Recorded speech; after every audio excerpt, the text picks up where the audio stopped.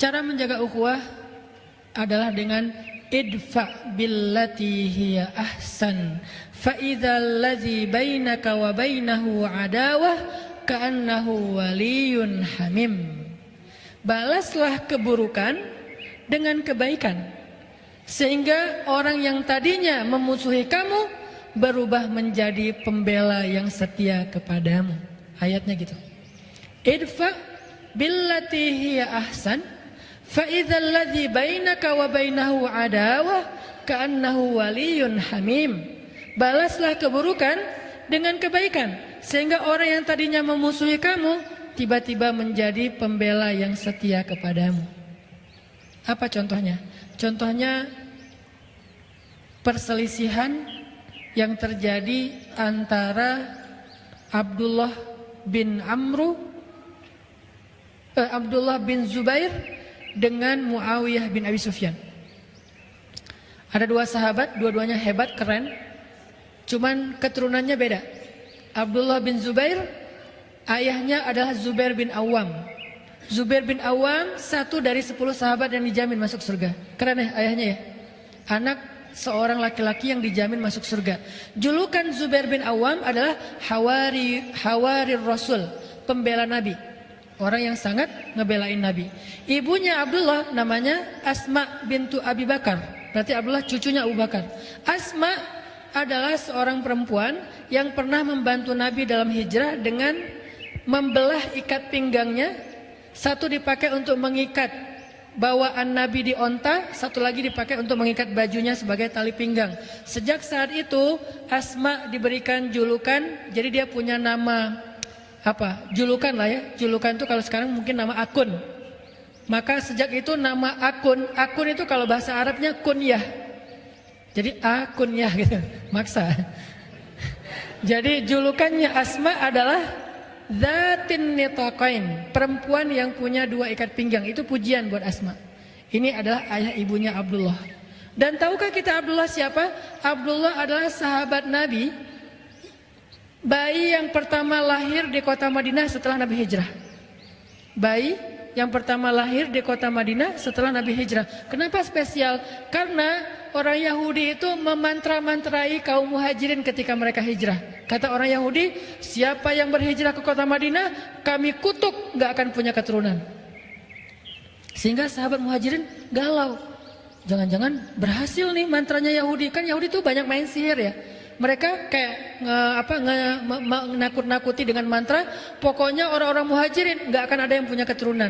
Maka di tahun pertama Hijriah lahirlah Abdullah yang menjadi kabar gembira bagi kaum muslimin bahwa mantra itu tidak berpengaruh kepada mereka. Dan tahukah kita Abdullah itu siapa juga? Abdullah itu anak kecil usia 7 tahun. Kalau sholat duha merpati hinggap di atas kepalanya. Saking khusyuknya sholat duha. Usia berapa? 7 tahun, kelas 1 SD. Ada nggak sekarang anak kelas 1 SD sholat duha di sekolah? Anak-anak duha ya bu, duha Allahu Akbar. Datang merpati? Nggak ada. Kadang-kadang kita dengan nyamuk aja keganggu ya. Apaan sih ini nyamuk, laler dan segala macam. Ini merpati, kok bisa sih merpati hinggap di kepalanya Abdullah? Saking lamanya sholat Abdullah. Dia kalau berdiri itu bisa sejam nggak gerak. Kalau kita masih gerak, merpati itu kan nggak langsung hinggap ya, dia kayak curiga dulu gitu kan. Ini benar nggak sih orang atau kayu? Pertama ngedeketin dulu, gerak dikit menjauh kan merpati gitu kan. Dia nggak terlalu jinak. Tapi saking Abdullah itu berdiri nggak bergerak sampai seolah-olah nggak berkedip, ngeliat ke bawah aja, khusyuk banget sampai merpati hinggap di atas kepalanya. Setelah lama baru dia rukuk sujud beres sholat, orang-orang kagum dan bilang, Abdullah, gimana ya cara sholat yang khusyuk kayak kamu sampai merpati hinggap di kepala? Apa jawaban Abdullah? Merpati yang mana? Dia nggak tahu kalau merpati di kepala dia. Kita nyamuk aja tahu. Dia merpati nggak tahu, saking khusyuknya dia sholat. Tapi orang sekelas Abdullah ternyata bisa baper juga. Itu tuh namanya insaniyatus sahabah, sisi-sisi kemanusiaannya sahabat. Jadi kalau kita pengen belajar dari sahabat, jangan yang sisi-sisi supernya doang. Kadang-kadang kita jadi putus asa. Ternyata mereka juga sama kayak kita. Kadang baper, ada yang bete, ada yang sahabat yang kikir, pelit, ada. Ditawarin surga nggak mau, ditawarin dunia mau, ada. Ada sahabat yang emosional, gara-gara emosi akhirnya mencela, ada. Nah, dalam hal ini Abdullah lagi baper sama Muawiyah. Siapa Muawiyah? Jadi kita udah tahu seberapa istimewanya Abdullah. Sekarang bandingannya Muawiyah. Muawiyah itu anaknya Abu Sufyan, yang paling semangat memusuhi Nabi. Bahkan dalam perang Uhud, Abu Sufyan itu banyak membunuh para sahabat. Walaupun secara fisik membunuhnya Khalid, tetapi di bawah komando Abu Sufyan. Istrinya Abu Sufyan, Hindun. Jadi ibunya Muawiyah, Hindun, perempuan yang pernah makan hati Hamzah. Sehingga julukan Hindun Akilatul Akbad, pemakan hati. Julukan Hindun Akilatul Akbad, pemakan jantung. Suatu hari Abdullah bete sama Muawiyah gara-gara kebun mereka berdampingan. Terus ada pohon korma di kebunnya Abdullah jatuh ke kebunnya Muawiyah dan diambil sama pekerjanya Muawiyah. Dilaporin sama pekerjanya Abdullah. Akhirnya Abdullah marah-marah.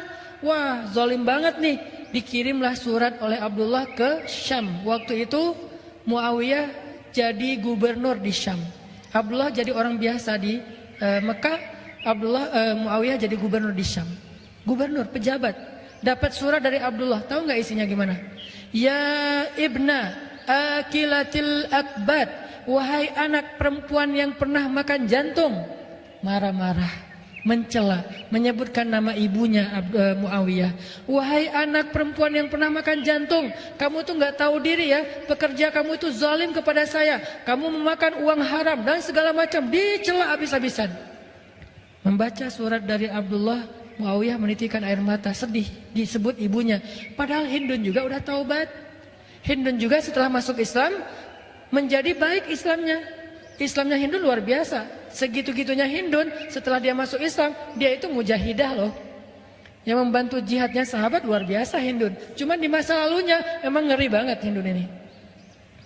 Disebut sekarang kejahatan ibunya, padahal ibunya juga sudah bertaubat. Sedih Muawiyah. Tapi walaupun dia sedih dan kecewa, Muawiyah mencoba untuk idfa billatihi ahsan, balaslah dengan yang lebih baik.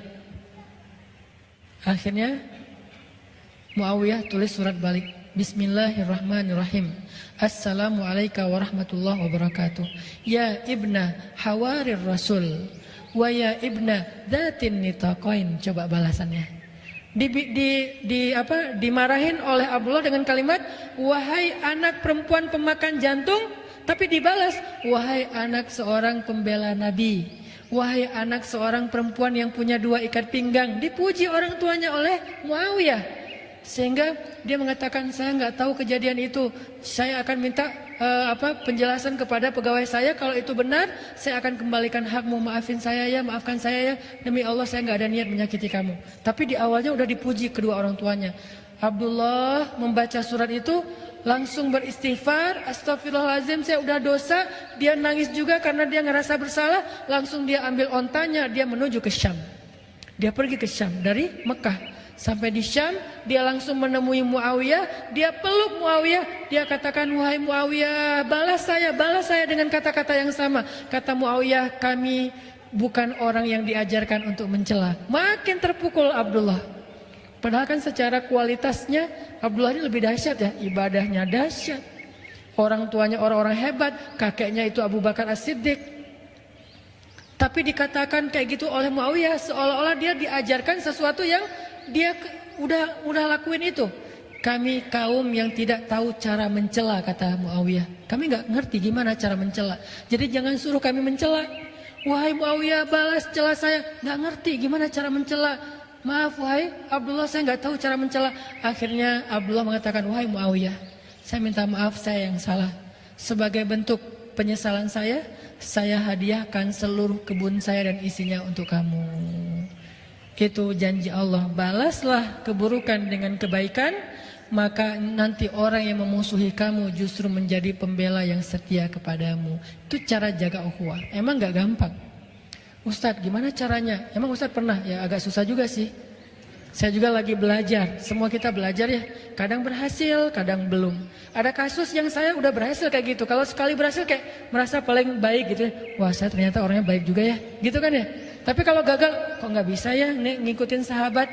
Gimana caranya biar kita bisa membalas keburukan dengan kebaikan? Ada hate speech di komen-komen kita, haters. Gimana cara kita ngebales haters itu dengan kebaikan kalau nggak bisa diam? Maka para ulama mengajarkan satu cara yang paling indah. Katanya, ucapan yang buruk itu seperti air panas, kata ulama. Ucapan yang buruk seperti air panas. Kalau kamu baru mendapatkan air di gelas yang masih panas airnya, maka jangan langsung diminum. Tunggu sampai dia hangat atau sejuk, baru kamu minum. Karena kalau kamu minum panas-panas, lidahmu akan terbakar. Apa maksud dari perumpamaan ini? Ucapan yang gak menyenangkan kita tuh rasanya panas kan di hati, jangan langsung dibales. Karena ketika kita membalas saat itu pasti akan jadi kebakaran. Maka diamkan dulu kata-kata itu, ucapan itu sampai rasanya udah gak panas lagi di hati kita, baru balas. Pasti beda balasannya udah. Membalas ketika lagi panas dengan membalas besok atau lusa setelah udah agak sejuk, itu pasti beda. Itu cara Muawiyah membalas suratnya Abdullah. Pas dia baca dia sedih banget, dia kecewa banget, dia marah banget. Tapi dia diamin dulu.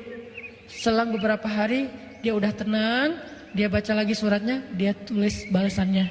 Dan balasannya jauh lebih adem daripada yang pertama. Itu teknis banget yang diajarkan ulama. Makanya kalau kita lagi dapat semacam ucapan, capturean, kadang-kadang kan ada orang yang berada di dua grup ya. Kebenaran grupnya udah pecah nih. Dulu mereka satu grup, tapi kebanyakan left. Maka yang left ini pengen reuni, bikin lagi grup. Akhirnya jadilah dua grup. Tapi masih ada satu orang yang dia tuh kayaknya dengan siapa aja asik gitu. Pas bikin grup ini dia diundang juga. Adalah dia di dua grup. Nah pas dia ada di dua grup, dia menjadi orang yang justru kadang-kadang manas-manasin. Di grup sebelah lagi ngomongin grup sana, mereka bikin grup baru ya. Ya tuh kayaknya pasti lagi ngomongin kita segala macam. Akhirnya rame nih. Chat ini di capture, di forward ke grup sebelah. Grup sebelah lagi ngomongin kalian loh. Aku tuh ngomong kayak gini, aku capture biar kalian tahu ya karena aku sayang sama kalian. Gitu. Akhirnya grup sebelah rame. Nah kalau kita dapat yang kayak gini-gini nih, capturean, forwardan.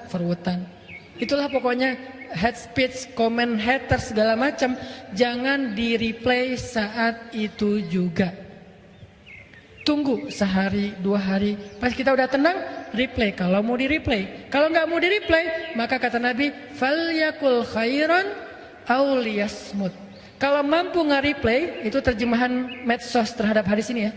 Man kana yu'minu billahi wal yaumil akhir. Siapa yang beriman kepada Allah dan hari akhir di sosial media, hendaklah nge-replay yang baik-baik atau enggak usah di-replay sama sekali. Itu terjemahan kontekstual. Kalau omongan kayak gini dipotong, ini pasti jadi salah paham. Bener nih Ustaz emang aneh. Nerjemahin hadis sesuka-sukanya. Itu namanya bukan terjemahan letterleh, tapi terjemahan kontekstual dengan konteks sosial media. Kalau kita mampu mereplay, replay yang baik-baik. Orang ngomong apa, kita ngomong sebaliknya. Sehingga dia jadi adem, semua jadi adem. Kalau kita nggak mampu, ya udah nggak usah dikomenin, nggak usah di-replay.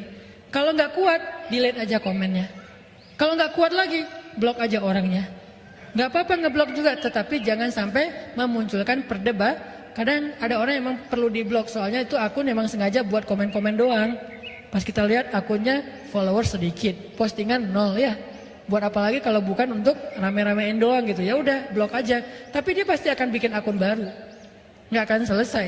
Karena bikin akun kan gampang. Tinggal bikin email, bikin akun jadi. Masuk lagi, komen lagi. Lama-lama kalau kita diemin terus dia capek sendiri. Tapi kita juga capek gitu dengan komen-komen kayak gitu ya. Makanya disitulah belajar. Falyakul khairan aw liyasmut. Kalau nggak bisa nge-replay dengan yang baik, maka mending kita diam. Ini cara jaga ukhuwah.